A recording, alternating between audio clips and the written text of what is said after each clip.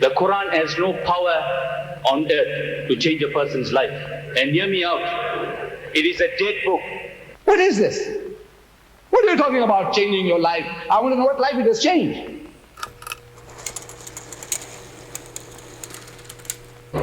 Mr. Deedat, I'd like to say to you that the Christian had no power to heal the sick. We don't do no healing. If we could do healing, we will empty R.K. Khan's hospital. And if we could do healing, we will empty every hospital in the world. We don't do the healing. Only Jesus does the healing through us. And I want to say something not relating to the topic. I'd like to ask the chairman if I could. You were allowed to ask questions at this stage, not to make statements. It's going to make matters too complex and daily. Well, I won't be long. I just want to make one statement. Keep us here for the entire matter. Perhaps the day can wait. Just not even half a minute. I'm sure Mr. Deedat would like to hear what I'm going to say. Mr. Deedat? Yes, you may ask questions, not make statements. I'm afraid I'll have to ask you to leave unless you want to put a statement in the form of a question. That I'll accept. Would you like to phrase your statement in the form of a question? Well, I'd like to ask him a question. Please. How much of power does the Quran has to save a person's life, give him a joy and a reason for living like the Bible? And just one more thing before you answer me, Mr. Deedat. The Quran has no power on earth to change a person's life. And hear me out. It is a dead book. It is unreachable, unidentified. I think you've asked the question. Okay. Thank you, Mr. Deedat, and hope it's sinking to your spirit. Thank you.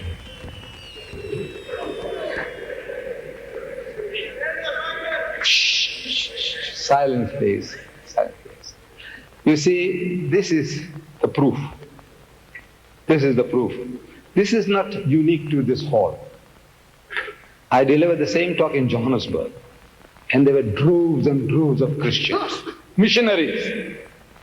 And we allowed them 1 full hour for questioning. And there was not one question on what I had said.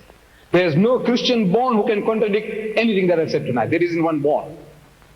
Irrefutable evidence I have given you. Now you have to come and tell me that this chirp was a flying saucer or it was a helicopter. Tell me, tell us, tell these people here. No, there isn't.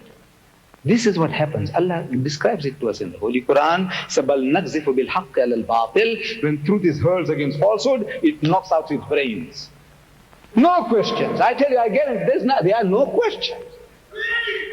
Now this is a lesson for the Muslims. That look, Allah has given you that power. I tell you, there isn't a Christian born who can answer what we have presented tonight. That this is not befitting the majesty of God, the language, the stories. I haven't come out with the whole. I just put them aside. I said, look, I'd rather give you a chance in case you said, look, this guy spoke for 2 hours and he's not giving us any chance. There's hardly any questioner. Look at this. There droves and droves, in Cape Town, droves and droves, and they set the words through the grapevine, don't go and ask Deedat questions, you're going to make a fool of yourself. So they don't want to come forward. So you make charges. What has the Quran done? So look, Islam, through the Quran, through this one verse, it eliminated 4 major evils. One verse. I quote, Bismillahirrahmanirrahim. Ya ayyuhalladhina amanu. So, oh, you who believe, innamal khamru, most certainly intoxicants, wal maisiru and gambling, wal ansabu and fortune telling, wal aslamu and idol worship, rizqun min amri shaitan, are an abomination of Satan's handiwork. Fajtanibuhu la'allakum tuflihun.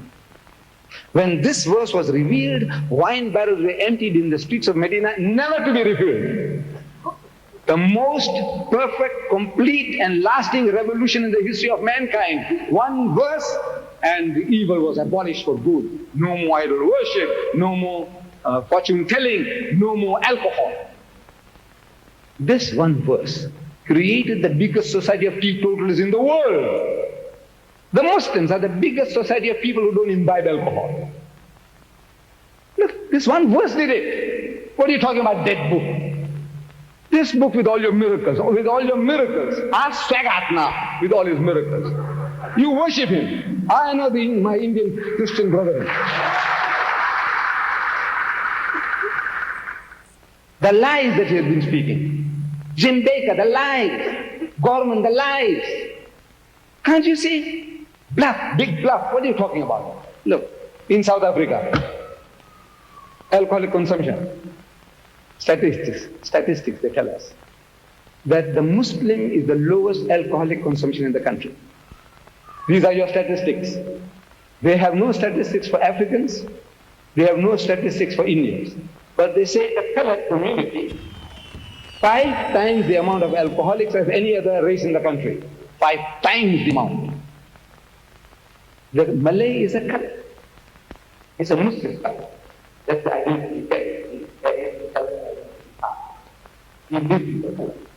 The Muslim Malay, the lowest in the country, the Christian colored, 5 times the amount of any other race in the country.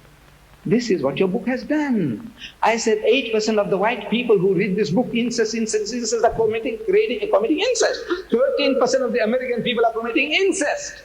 What are you talking about changing your life? I want to know what life it has changed. What is this? Come forward. Look, I said that what I have presented to you, I presented a case to you. So look, this is not befitting God. This is not the word of God. Contradictions abound.